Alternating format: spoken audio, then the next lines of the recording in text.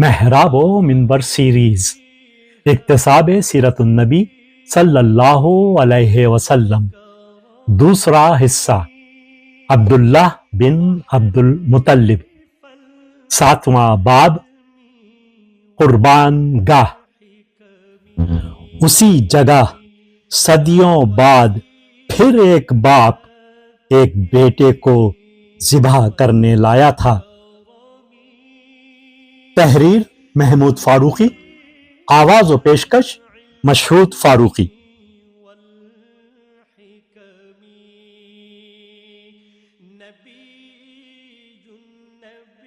حبل نے اپنا بہترین شکار چن لیا تھا۔ عبداللہ بلند قامت نوجوان تھا، آنکھیں سرمگی تھیں، پلکیں لامبھی، ماتھا فراخ و روشن، چہرے پر عزم راسخ کی جھلک تھی، بھرے بھرے بازو مردانگی کی علامت تھے اور چوڑا سینہ بہادری پر گواہ۔ عبد المطلب نے ایک بھرپور نگاہ اپنے لخت جگر پر ڈالی، سر سے پاؤں تک، اور وہ لرز گئے۔ یوں محسوس ہو رہا تھا جیسے ان کا وجود ان کے اپنے وزن کے نیچے دبا جا رہا ہے، پیسا جا رہا ہے۔ یہ اس دن کی بات ہے جو عبداللہ کی قربانی کے لیے مقرر ہوا تھا۔ عبد المطلب کے گھر والوں نے عبداللہ کو دلہا کی طرح سجایا تھا۔ جب ان کی ماں، بہنوں اور گھر کے دوسرے سب افراد سجا بنا کر عبداللہ کو لیے ہوئے عبد المطلب کے پاس لائے تو بوڑھے باپ کے دل پر ایک قیامت سی گزر گئی۔ اپنے بیٹے کے سراپا کو ایک نظر دیکھ لینے کے بعد دوبارہ ان کی ہمت نہیں ہوئی کہ وہ اس کی طرف نظر اٹھائیں۔ انہوں نے بڑی عجلت کے ساتھ عبداللہ کا ہاتھ تھاما اور قربان گاہ کی طرف لے چلے۔ ان کے پیچھے ان کے اہل خاندان اور مکہ کے لوگ تھے۔ عبد المطلب کا ہاتھ لرز رہا تھا، دل سینے میں بری طرح پھڑپھڑا رہا تھا، اور وہ اپنے عزیز فرشتہ صورت بیٹے کو، قریش کے چشم چراغ کو ذبح کے لیے جا رہے تھے۔ مکہ کی لڑکیاں راستے کے کناروں پر ہجوم کیے ہوئے تھیں۔ عبداللہ کا حسن، دو سیاہ گیسوؤں کے درمیان دمکتا ہوا چہرہ ان کو دیوانہ بنائے دے رہا تھا۔ مکہ کے اس ذبیحے کا یہ جلوس بیک نگاہ ایک بارات ہی معلوم ہو رہا تھا، مگر یہ کیسی بارات تھی کہ دولہا کسی کو بیاہنے نہیں جا رہا تھا۔ حبل نے اس نوجوان کو منتخب کیا تھا کہ اسے قربان کر دیا جائے۔ اوہ، یہ سنگ دل حبل! مکہ کی لڑکیوں کے دم سینے میں گھٹنے لگے اور ان کی آنکھوں سے بے اختیار آنسوؤں کی جھڑی لگ گئی۔ عبداللہ کی چال میں لرزش نہ تھی، وہ بڑے اطمینان اور استقلال سے نپے تلے قدموں سے چل رہے تھے۔ لبوں پر تبسم کی ہلکی سی لکیر تھی، ایک اچکتی ہوئی کرن کی طرح۔ مگر وہ عورت جو ان دونوں باپ بیٹوں کے پیچھے لڑکھڑاتے ہوئے چلی جا رہی تھی اور جسے دو جانب سے لڑکیاں تھامے ہوئی تھیں، وہ اپنے نچلے ہونٹ کو دانتوں میں بری طرح دبائے تھی کہ خون ہونٹ سے رس رس کر اس کی تھوڑی پر ٹپک رہا تھا۔ وہ رو نہیں رہی تھی، اس کی آنکھیں خشک تھیں، اور یہی اس کی مصیبت تھی کہ شدت غم سے قوت گریہ جاتی رہی تھی۔ اپنی پھٹی پھٹی آنکھیں اور وحشت زدہ نظروں سے وہ ادھر ادھر بے معنی تکی جا رہی تھی۔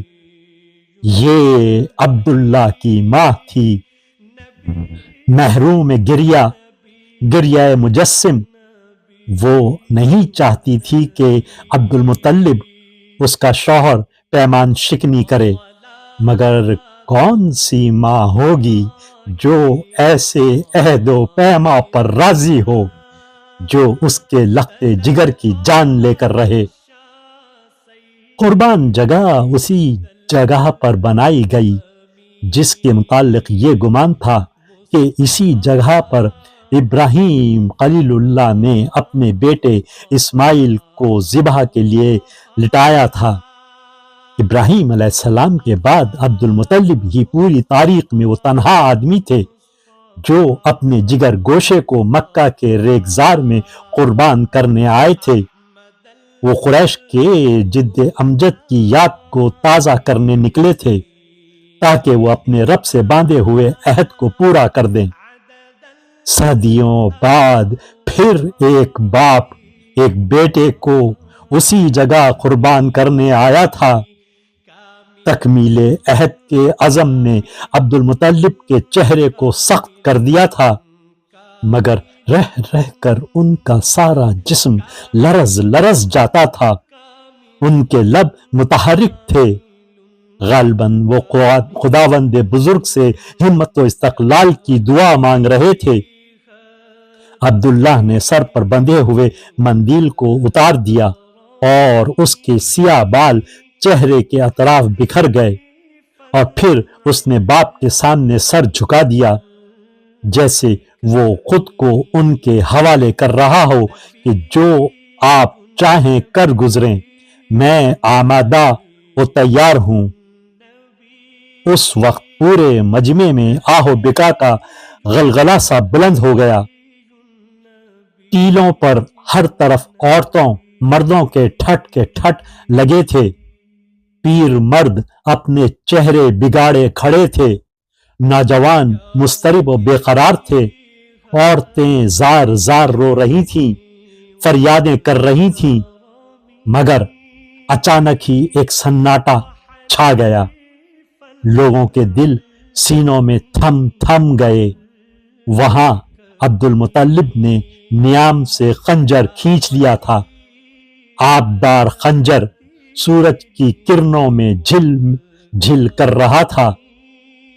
آنکھوں میں ایک بجلی سی کوند گئی تھی۔ عبد المطلب نے اپنے ناخن کو اس کے پھل پر مارا۔ شامی فولاد کی جھنکار صاف سنائی دی۔ عبداللہ نے اپنے سر کو اور نیچے جھکا لیا تاکہ اس کا حلق سامنے آ جائے۔ سفید گردن کے اطراف سیاہ بال بکھرے ہوئے تھے، اور عبداللہ کی نظریں آسمان کی طرف لگی ہوئی تھیں۔